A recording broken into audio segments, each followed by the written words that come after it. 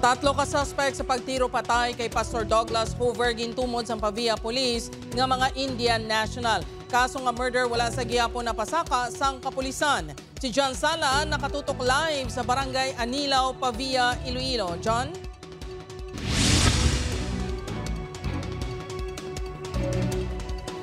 Jert, matapos nga maghatag sang impormasyon ang mga witness nga nagpalapit sa Pavia Municipal Police Station, natubod na sang otoridad nga posible mga Indian national ang tatlo ka sospek nga nagtiro patay kay Pastor Douglas Hoover.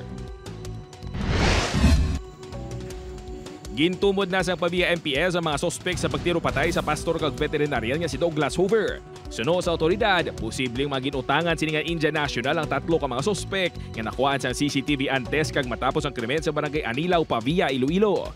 Ginahaya sa karon sa isa ka funeral home sa distrito sa La Paz, Iloilo City ang bangkay sini. Nagpaiway na nga magatag pa ang pahayag ang pamilya angot sa investigasyon apang suno sa ila, amat-amat na nilang ginabato ng natabo.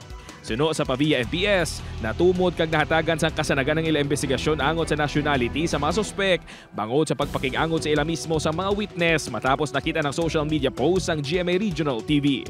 Dahil po ito nung nakita nila sa post sa GMA Regional TV na itong mga pictures ng mga persons of interest, nakipagtulungan sila sa atin. At yun nga, na-identify natin ng kanilang nationality.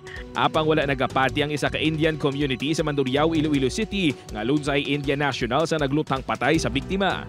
Wala na nagpa-interview pa ang mga miyembro sa Indian community apang suno sa ila posible iban nga nationality ang sa likod sini. Nagpasalig man sila nga kung may ebidensya kaangay sa mga litrato kag identity nga ipresentar sa ilang kapulisan, handa sila nga magbulig. Samtang tubtob subong, wala pa napasaka sang Pavia MPS ang kaso nga murder batok sa mga sospek. Mayroon pa rin po tayong hinihintay para po mas maging pulido naman po yung i-file natin na kaso. Kumpletuhin na po natin yung mga witnesses. Hinihintay na lang po natin yung availability nila.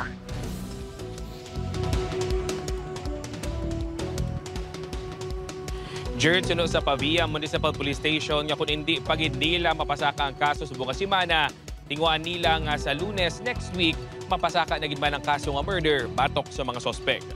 Jert? Madamo gid nga salamat sa update Kapuso John Sala.